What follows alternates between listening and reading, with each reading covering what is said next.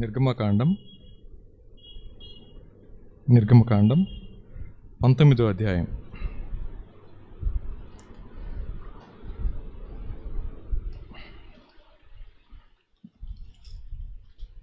మొదటి నుంచి కొన్ని వచనాలు చదువుకుందాం. నిర్గమకాండం 19వ అధ్యాయం 1 నుంచి కొన్ని వచనాలు చదువుకుందాం. ఇశ్రాయేలీలు ఐగుప్తు దేశము నుండి బయలుదేరిన 3వ నెలలో, వారు బయలుదేరిన నాడే 3వ నెల ఆరంభ దినమందే వారు సీనాయి అరణ్యమునకు వచ్చిరి. వారు రెఫీదీము నుండి బయలుదేరి సీనాయి అరణ్యమునకు వచ్చి ఆ అరణ్యమందు దిగిరి. అక్కడ ఆ పర్వతం ఎదుట ఇశ్రాయేలీయులు విడిసిరి. మోషే దేవుని యొద్దకు ఎక్కిపోగా యెహోవా ఆ పర్వతము నుండి అతన్ని పిలిచి, నీవు యాకోబు కుటుంబీకులతో ముచ్చటించి ఇశ్రాయేలీయులకు తెలపవలసినదేమనగా, నేను ఐగుప్తీయులకు ఏమి చేసితినో మిమ్మును గద్ద రెక్కల మీద మోసి నా యొద్దకు మిమ్మల్ని ఇట్లు చేర్చుకుంటున్న మీరు చూచితిరి. కాగా మీరు నా మాట శ్రద్ధగా విని నా నిబంధన అనుసరించి నడిచిన యెడల మీరు సమస్త దేశములలో నాకు స్వకీయ సంపాద్యమగుదురు. సమస్త భూమియు నాదే గదా. మీరు నాకు యాజక రూపమైన రాజ్యముగాను పరిశుద్ధమైన జనముగాను ఉందరని చెప్పుము. నీవు ఇశ్రాయేలీయులతో పలకవలసిన మాటలు ఇవే అని చెప్పగా, మోషే వచ్చి ప్రజల పెద్దలను పిలిపించి యెహోవా తనకు ఆజ్ఞాపించిన ఆ మాటలన్నీ వారి ఎదుట తెలియపరచెను. చిన్న ప్రార్థన చేసుకుందాం. ప్రేమ నమ్మకం కలిగిన మా ప్రియ పరలోకపు తండ్రి, మీ ఘనమైన శ్రేష్టమైన అత్యున్నతమైన నామానికి వందనాలు, స్తుతులు, స్తోత్రాలు చెల్లిస్తూ ఉన్నాను ప్రభు. మరి ఒక పునరుద్ధాన దినాన్న మిమ్మల్ని ఆరాధించడానికి, దేవా నీ సన్నిధిలో గడపడానికి మాకిచ్చిన ఈ శ్రేష్టమైన సమయం కొరకే నీకు వందనాలు చెల్లిస్తూ ఉన్నాను. ఈ వారం అంతట్లో ప్రభా మీరు రెక్కల చాటున భద్రపరుస్తూ వచ్చారు, మీకు వందనాలు. ఈ దిన ఆరాధన అంతట్లోనూ దేవా మీరు మాకు తోడుగా ఉండి నడిపించండి. మిమ్మల్ని ఆరాధించడానికి మా హృదయాలను ఆయత్తపరచమని వేడుకుంటా ఉన్నాను. అదే సమయంలో ప్రభా బలను సమీపించడానికంటే ముందుగా మా వ్యక్తిగత జీవితాలను వాక్య వెలుగులో పరిశీలన చేసుకొని ప్రోక్షింపబడిన హృదయాలతో మీ సన్నిధికి చేరే కృపను అనుగ్రహించమని వేడుకుంటా ఉన్నాను. చేరి వచ్చిన సంఘం అంతటిని బట్టి నీకు వందనాలు. ఇంకను మార్గంలో ఉన్న వారిని క్షేమపరిచి మా యొద్దకు తీసుకురమ్మని వేడుకుంటా ఉన్నాను. కృప చూపించి సహాయం చేయండి. ఈ సమయాన్ని మా అందరికీ దేవునికరంగా చేయమని వేడుకుంటూ యేసు ప్రభు నామంలో మిక్కిలి వినయంగా బ్రతిమాలి అడిగి వేడుకొని ప్రార్థిస్తున్నాం తండ్రి, ఆమేన్. నిర్గమకాండం 19వ అధ్యాయం. ఇశ్రాయేలు జనాంగం ఐగుప్తు యొక్క బానిస సంఖ్యల నుంచి బయటకు తీసుకురాబడిన తర్వాత దేవుడు వారితో మాట్లాడిన విధానం మనం ఇక్కడ చూస్తూ ఉంటాం. ప్రపంచంలో దేవుడు అనే అంశం దగ్గర మానవాళి రెండుగా విభాగించబడింది. ఒకళ్ళు ఆస్తికులు అని, రెండో వాళ్ళు నాస్తికులు అన్నమాట. దేవుడు లేడు అని నమ్మేవాళ్ళు కొంతమంది, దేవుడు ఉన్నాడు అని నమ్మేవాళ్ళు కొంతమంది. ఇది మనకు తెలిసిన సత్యం. అయితే దీనిలోనే మరో 2 తెగలు ఉన్నాయి. అదేంటండి అంటే క్రైస్తవ నాస్తికులు, క్రైస్తవ ఆస్తికులు అన్నమాట. ఈ మాట మనం వింటా ఉన్నప్పుడు క్రైస్తవ నాస్తికులు ఏంటి అనుకున్నాం అనుకోండి. ఒకసారి చదువుకుందాం. తీతు రాసిన పత్రిక మొదటి అధ్యాయంలో చివరి 2 వచనాలు చదువుకుందాం. దేవుణ్ణి ఎరుగుదమని వారు చెప్పుకుందరు కానీ అసహ్యులు, అవిధేయులు, ప్రతి సత్కార్యం విషయంలో భ్రష్టులనయుండి తమ క్రియల వలన ఆయనను ఎరగమన్నట్లున్నారు అన్నమాట. ఇది మాట. సో దీనిలో వాళ్ళు కూడా క్రైస్తవులే, కానీ వారి మాటలు, వారి ప్రవర్తన, వారి జీవిత విధానం, అలాగే దేవుని యొక్క మాటకు వాళ్ళు చూయించేటటువంటి రెవరెన్స్, గౌరవం ఏదైతే ఉంటుందో అది దేవుని ఎరగనట్టుగానే జీవిస్తూ ఉంటారంట. వీరిని క్రైస్తవ నాస్తికులం అనుకుంటాం. వాళ్ళు ఏమాత్రం కూడా మాకు దేవుడు తెలియదు అని చెప్పరు. అంటే ఆరాధనలో పాల్గొంటారు, అలాగే అన్ని కార్యక్రమాల్లో పాల్గొంటారు, కానీ వారి జీవితం ఏం మాట్లాడదండి అంటే మాకు దేవుడు తెలియదు అన్నట్లుగా కనబడతా ఉంటుంది. ఈ వారం దినాల్లో గత ఆదివారం చెప్పటి వరకు మనమందరం కూడా ఇంటి దగ్గర జీవించిన జీవితం వేరు, ఉద్యోగ స్థలాల్లో జీవించిన జీవితం వేరు. ఈ రోజున మందిరంలో కూర్చుని మనం ప్రవర్తించబోతా ఉన్న విధానం వేరు. ఈ 6 దినాలు మనం గడిపిన జీవితం, మన క్రియల ద్వారా దేవుణ్ణి ఎరగని వారు ఎలా ఉంటారో అలాగే మన జీవితం ఉంటే మనల్ని ఇలా అనుకోవాలి, క్రైస్తవ నాస్తికత్వం అన్నమాట. ఇది ఒక తెగగా చాలా కాలం క్రితం స్టార్ట్ అయింది. వాళ్ళు ఏమంటారంటే, మేము కూడా క్రైస్తవులమే, మాకు యేసు ప్రభు పరిచయమే, కానీ మా జీవితం మా ఇష్టం వచ్చేట్టుగా జీవిస్తాం, దేవుడు ప్రేమ కలిగిన వాడు అనుకుంటూ పాపాన్ని స్వేచ్ఛగా జరిగించుకుంటూ వెళ్తూ ఉంటారు. అయితే ఈ ఉదయకాల సమయంలో ఎర్ర సముద్రం దగ్గర దేవుడు ఐగుప్తు జనాంగాన్ని, తన ప్రజల్ని సపరేట్ చేశారు. పాత జీవితం నుంచి వారిని నూతన జీవితంలో ప్రవేశపెట్టారు. చదవండి మొదటి మాట. ఇశ్రాయేలీయులు ఐగుప్తు దేశం నుండి, నిర్గమకాండం 19:1, ఐగుప్తు దేశం నుండి బయలుదేరిన 3వ నెలలో, వారు బయలుదేరిన నాడే 3వ నెల ఆరంభ దినమందే వారు సీనాయి అరణ్యమునకు వచ్చిరి. వారు రెఫదీము నుండి బయలుదేరి సీనాయి అరణ్యమునకు వచ్చి ఆ అరణ్యమందు దిగిరి. అక్కడ ఆ పర్వతం ఎదుట ఇశ్రాయేలీయులు విడిసిరి అనే మాట. ఈ మాటలో మొదటి మాట ఏంటండి అంటే, మనమందరం కూడా ప్రత్యేకించబడిన జనాంగం అన్న విషయాన్ని గుర్తుపెట్టుకోవాలి. దేవుణ్ణి ఎందుకు ఆరాధించాలి అన్నప్పుడు మనమందరం కూడా పాపపు సంఖ్యల నుంచి విమోచించబడిన వారం. రెండో మాట, పాపం యొక్క దాసత్వం కింద మగ్గిపోతూ విమోచన కోసం లోకం వైపు చూసినప్పుడు అది ఇచ్చిన సమాధానం మన జీవితాలకి నెమ్మదిని, సమాధానం ఇవ్వలేని పరిస్థితుల్లో దేవుడు చేసిన సిలువ కార్యం ద్వారా మనమందరం కూడా ప్రత్యేకించబడిన జనాంగంగా ఏర్పాటు చేయబడ్డాం. ఈ మాట మనం అర్థం చేసుకుందాం. ఎర్ర సముద్రం అనేది ఒక జనాంగాన్ని అవతల పక్కన పెట్టేసింది, ఒక జనాంగ యువతలు తీసుకొచ్చింది. ప్రత్యేకించబడిన వాడు క్రైస్తవ నాస్తికుడిగా జీవించలేడు, అలా జీవించేవాడు దేవుణ్ణి ఆరాధించలేడు అన్నమాట. అందుకని ఇక్కడ ప్రభు మాట్లాడుతున్నారు, మోషే గారితో ఏమన్నా చెప్పండి. 4వ వచనంలో, నేను ఐగుప్తీయులకు ఏమి చేసేదినో మిమ్మల్ని గద్దరెక్కల మీద మోసి నా యొద్దకు మిమ్మల్ని ఎట్లు చేర్చుకుంటునో మీరు చూచితిరి అన్నమాట. నేను ప్రత్యేకించబడిన జనాంగం అన్న విషయం మనకు అర్థం కావాలని అంటే, దేవుడు మన వ్యక్తిగత జీవితాల్లో ఏ విధంగా శ్రద్ధ తీసుకొని, ఏ విధంగా నశించి నరకానికి పోవాల్సిన మనల్ని ప్రేమించి వెదకి సంరక్షించి పాపం యొక్క దాసత్వం కింద నుంచి మాత్రమే కాకుండా మరణం యొక్క ఏలుబడి నుంచి ఏ విధంగా తప్పించారో మనకు అర్థమైతే మనమందరం కూడా అనుకుంటాం, నేను ప్రత్యేకించబడిన వాడిని, ప్రత్యేకించబడిన దాన్ని, నేను దేవుని యొక్క సొత్తు అనే మాట. ఈ మాట దగ్గర దేవుడు జ్ఞాపకం చేస్తూ ఉంది, గద్దరెక్కల మీద ఎట్లు మోసి నా యొద్దకు మీరు ఎట్లు చేర్చుకుంటున్నా మీరు చూచిద్దరు కదా అన్నమాట. ఇది దేవునితో ఉన్న వ్యక్తిగతమైన సంబంధాన్ని, సహవాసాన్ని మనకు తిరిగి మళ్ళీ జ్ఞాపకం చేస్తా ఉంది. చదవండి ఒకసారి. పేతురు రాసిన మొదటి పత్రిక 2వ అధ్యాయం 5, 6, 7, 9 వచ్చిన చదువుకుందాం. పేతురు రాసిన మొదటి పత్రిక 2వ అధ్యాయం.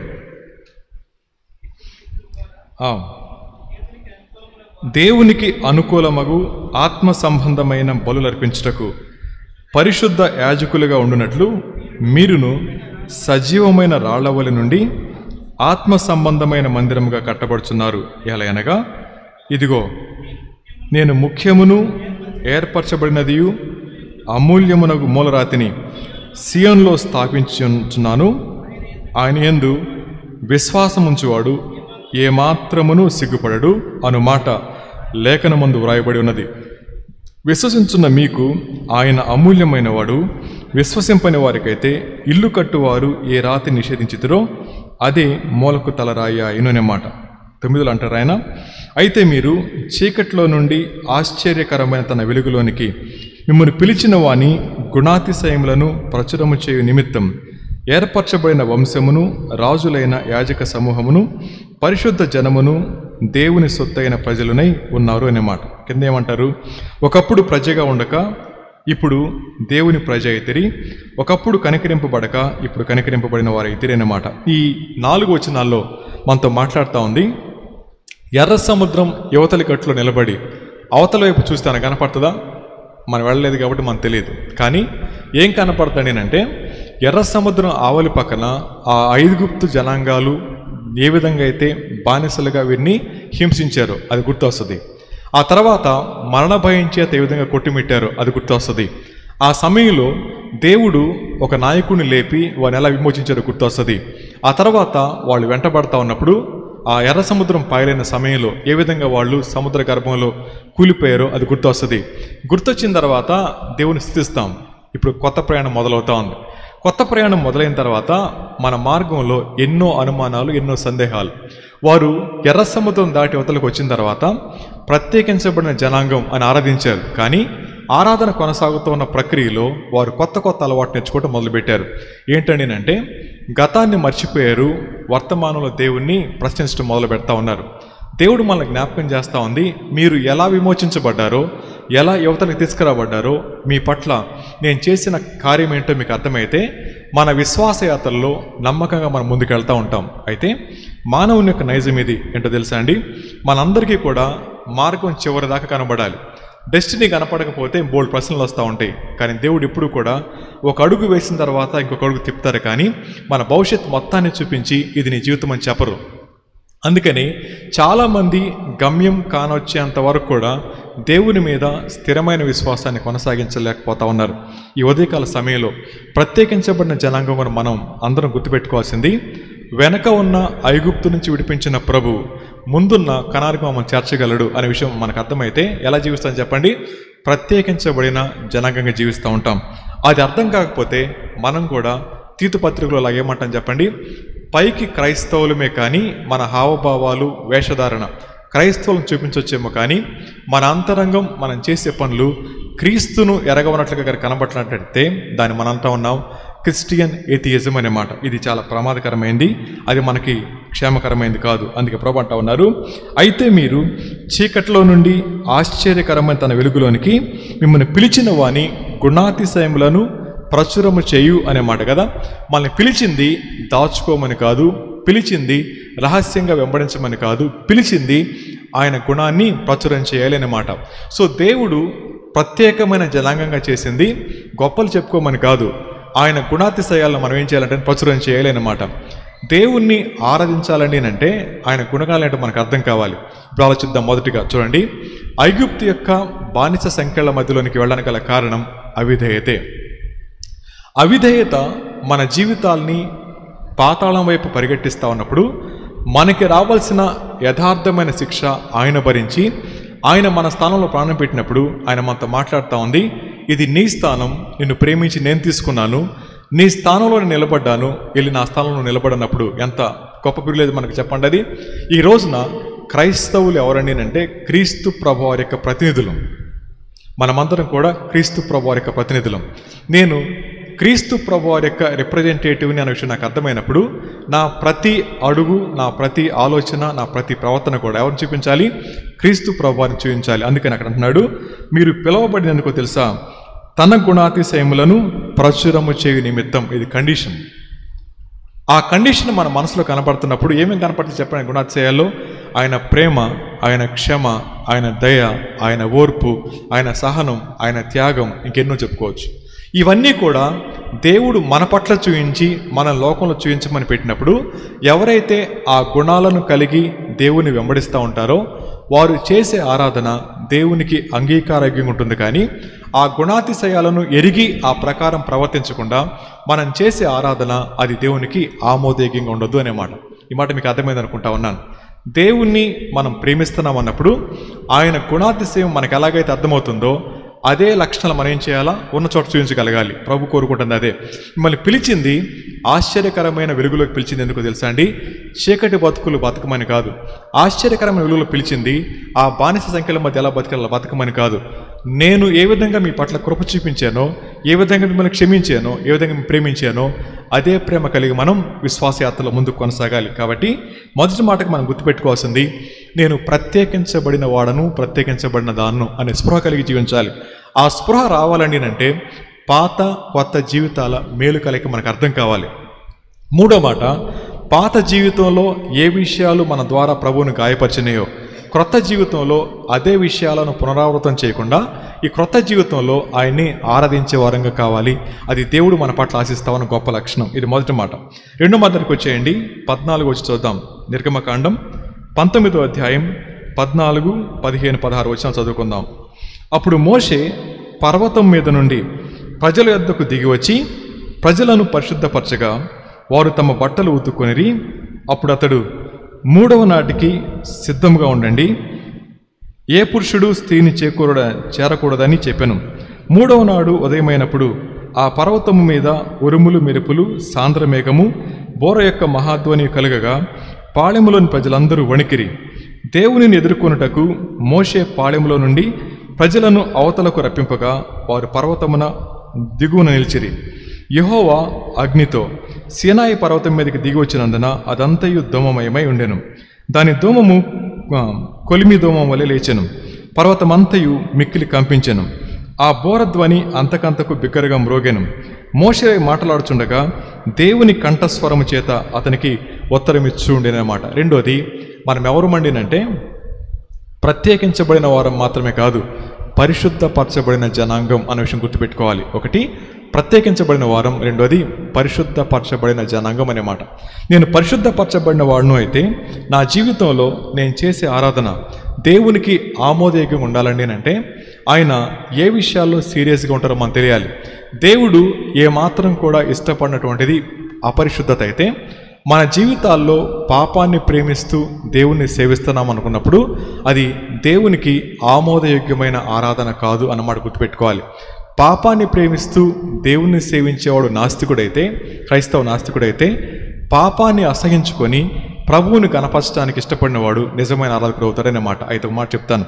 ఒక ఆయన అంటారు, క్రైస్తవ విశ్వాస జీవితంలో పడవటం లెగటం కనబడుతూనే ఉంటుంది, కానీ పడిన ప్రతిసారి మన లోపల దాగి ఉన్న పాప కోణం బయటపడుతుంది, లేచిన ప్రతిసారి దేవుని యొక్క కృపలో కొత్త కోణం మనకు కనబడతా ఉంటుంది. రెండు విషయాలు, పడిన ప్రతిసారి మనం ఎంత భయంకరంలో అర్థమవుతుంది, లేచిన ప్రతిసారి దేవుని యొక్క ప్రేమ ఎంత అర్థమవుతుంది. ఈ రెండు అర్థమైన తర్వాత ఎక్కడ పడ్డామో, ఎలా ప్రభువు లేపాడో ఆ రెండు గుర్తుపెట్టుకుంటే అదే పాపం తిరిగి మళ్ళీ పడిపోలేం. ఈ మాట మీకు అర్థమైందా? మళ్ళీ చెప్తాను. మనం పడిన ప్రతిసారి, పడమని చెప్పట్లేదు, పడిన ప్రతిసారి మన జీవితాల్లో ఇంకా దాగి ఉన్న పాపం యొక్క లోతులేంటో మనకు అర్థం అవ్వాలి. అర్థమైన తర్వాత ప్రభు లేపుతారు.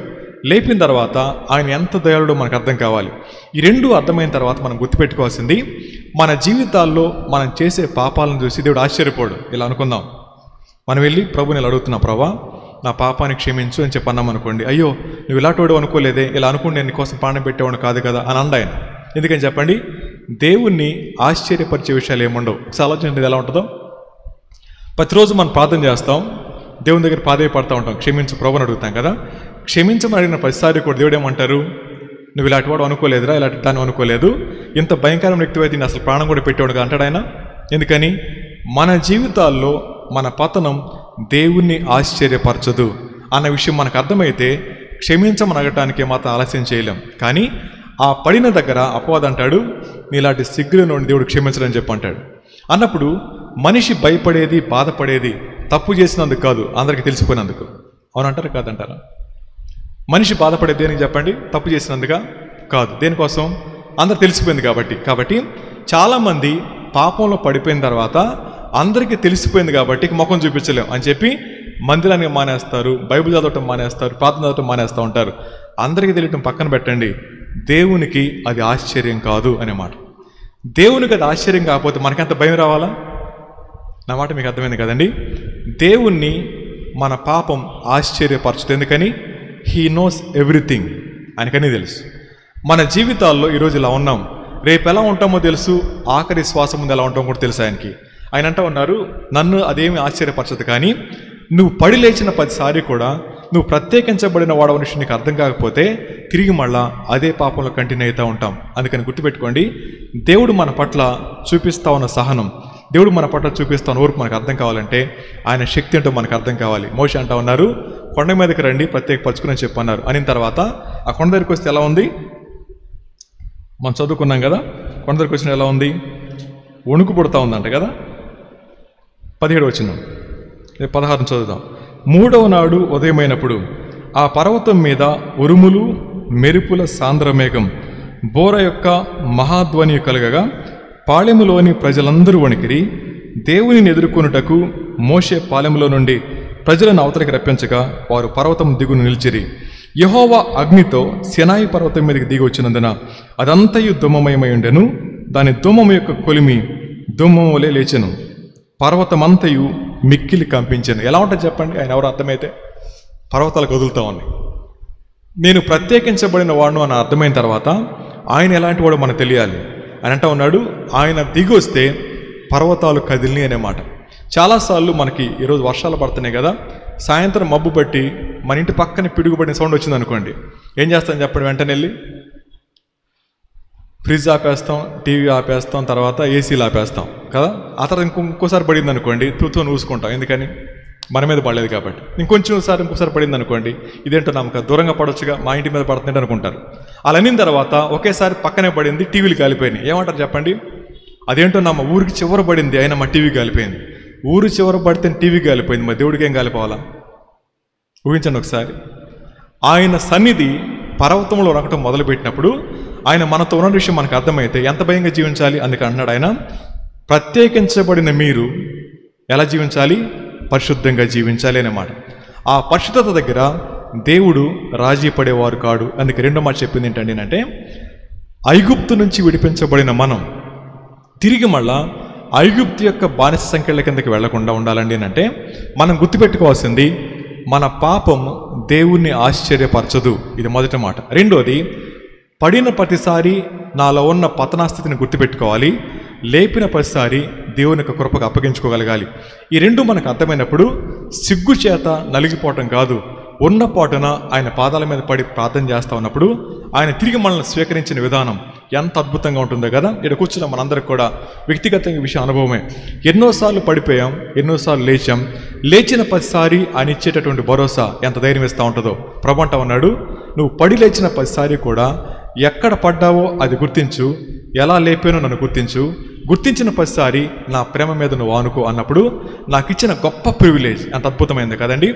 ఆ అద్భుతమైన ఆధిక్యత నాకు అర్థమైనప్పుడు నేను జీవించే విధానం లోకానికి వ్యతిరేకంగానే కనబడతా ఉంటుంది. కాబట్టి ఇది రెండోది, నేను పరిశుద్ధపరచబడిన జనాంగాన్ని. సో మూడో మొదటికి వచ్చేద్దాం. మూడో మాట చూడండి, ఆయన ఏమంటాడో. 19వ అధ్యాయం, నిర్గమకాండం 19వ అధ్యాయం 18వ చదువుదాం.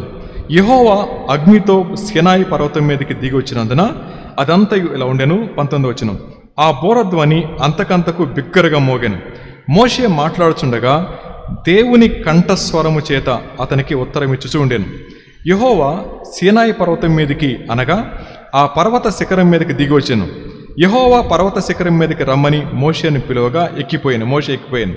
అప్పుడు యెహోవా ప్రజలు చూచుటకు యెహోవా యొద్దకు హద్దు మీరి వచ్చి వారిలో అనేకులు నశించకుండానట్లు నీవు దిగిపోయి వారికి ఖండితముగా ఆజ్ఞాపించుము, మరియు యెహోవా వారి మీద పడకుండానట్లు యెహోవా యొద్దకు చేరు యాజకులు తమను తామే పరిశుద్ధపరచుకొనవలనని మోషేతో చెప్పగా, మోషే యెహోవాతో, ప్రజలు సీనాయి పర్వతము ఎక్కలేరు, నీవు పర్వతమునకు మేరలను ఏర్పరిచి దాన్ని పరిశుద్ధపరచవలనని మాకు ఖండితముగా ఆజ్ఞాపించుతావని అన్నమాట. సో మూడోది, మనమందరం కూడా అప్పగించుకున్న జనాంగంగా జీవించాలి. ఒకటి, ప్రత్యేకించబడిన జనాంగం.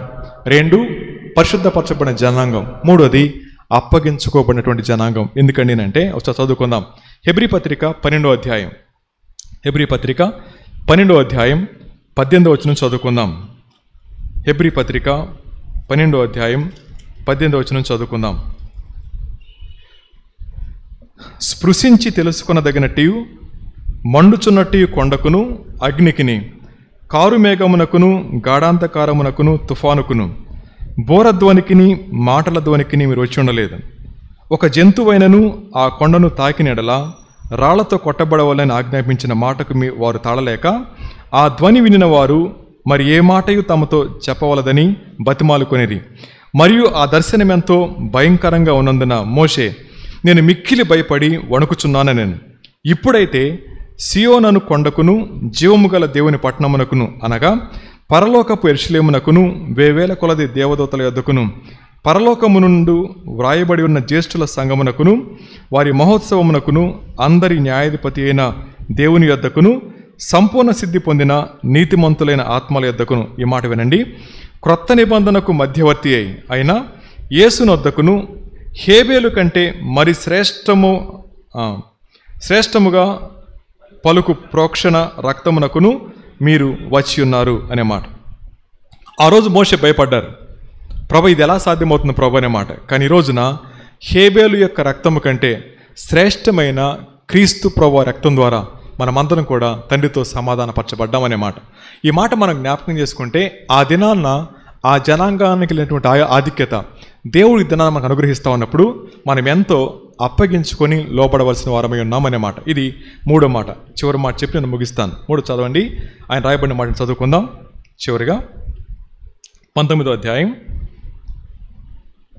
24వ వచనం. అందుకు యెహోవా, నీవు దిగి వెళ్ళుము, నీవును నీతో అహరోను ఎక్కి రావలెను. అయితే యెహోవా వారి మీద పడకుండానట్లు యాజకులను ప్రజలను ఆయన యొద్దకు వచ్చుటకు మేరను మీరకూడదు, ఆయన వారి మీద పడునేమో అని అతనితో చెప్పగా మోషే ప్రజల యొద్దకు వెళ్ళి ఆ మాట వారితో చెప్పాను అనే మాట. సో ఆ చివరిగా అంటా ఉన్నారు, మీరు ప్రత్యేకించబడిన జనాంగంగా జీవిస్తూ ఉన్నప్పుడు మీరు ఎలా జీవించాలో మాట్లాడుతూ ఆ రోజున అంటా ఉన్నారు, మేరను మీరకూడదు అనే మాట. అయితే మన పరిస్థితి ఎలా ఉంది? చదవండి. హెబ్రీ పత్రిక 10వ అధ్యాయం 10వ వచనం చదువుకుందాం. హెబ్రీ పత్రిక 10వ అధ్యాయం 10వ వచనం చదువుకుందాం. యేసుక్రీస్తు యొక్క శరీరం ఒక్కసారి అర్పించబడుట చేత ఆ చిత్తమును బట్టి మనము పరిశుద్ధపరచబడి ఉన్నాము. మరియు ప్రతి యాజకుడు దినదినము సేవ చేయొచ్చు పాపములను ఎన్నటికీ తీసివేయలేని ఆ బలులని మాటి మాటికి అర్పించుచూ ఉండెను. ఈయనైతే పాపముల నిమిత్తమై సదాకాలం నిలుచు ఒక్క బలిని అర్పించి అప్పటి నుండి తన శత్రువులను తన పాదములకు పాదపీఠముగా చేయబడు వరకు కనిపెట్టుచు దేవుని కుడిపార్శ్వమందు ఆసీనుడాయను అనే మాట. ఈ మాట మనం జ్ఞాపకం చేసుకుంటే మొట్టమొదట ఆ దినాన్న ఇశ్రాయేలు జనాంగానికి లేనటువంటి ఆధిక్యత మేరను దాటి రాకూడదు అనే మాట. ఈ రోజున క్రీస్తు ప్రభువారు మన కొరకు మన స్థానంలో చేసి ముగించిన ఆ విమోచన కార్యం దగ్గర మనకేం ఏర్పడింది చెప్పండి? దేవునితో అన్యోన్య సంబంధం ఏర్పడింది, సహవాసం కూడా ఏర్పడింది. ఇది మొదటి మాట. రెండో మాట చదువుదాం. రోమిలకు రాసిన పత్రిక 15వ అధ్యాయం 16వ వచనం చదువుకుందాం.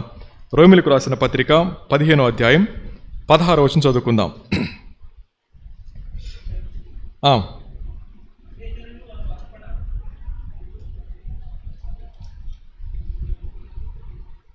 పదిహేను 16 నేను చదువుతాను. అయినను అన్యజనులు అను అర్పణ పరిశుద్ధాత్మ వలన పరిశుద్ధపరచబడి ప్రీతికరమగునట్లు నేను సువార్త విషయమై యాజక ధర్మం జరిగించుచు దేవుని చేత నాకు అనుగ్రహింపబడిన కృపను బట్టి అన్యజనుల నిమిత్తం యేసుక్రీస్తు పరిచారకుడనైతిని. ఇది హేతువు చేసుకొని మీకు జ్ఞాపకం చేయవలసి ఉండి ఎక్కువ ధైర్యము కలిగి సంక్షేపముగా మీకు వ్రాయుచున్నాను. కాగా క్రీస్తు యేసును బట్టి దేవుని విషయమైన సంగతులలో నాకు అతిశయ కారణం కలదు. ఎలయనగా అన్యజనులు విధేయులగునట్లు వాక్యము చేతను క్రియల చేతను గురుతుల బలము చేతను మహత్కార్యముల బలము చేతను పరిశుద్ధాత్మ బలము చేతను క్రీస్తు నా ద్వారా చేయించిన వాటిని గూర్చే కానీ మరి దేన్ని గూర్చి మాటలాడ తెగింపను. కాబట్టి యెరూషలేము మొదలుకొని చుట్టుపట్ల ఉన్న ప్రదేశములందు ఇల్లూరికు ప్రాంతం వరకు క్రీస్తు సువార్తను పూర్ణముగా ప్రకటించున్నాను.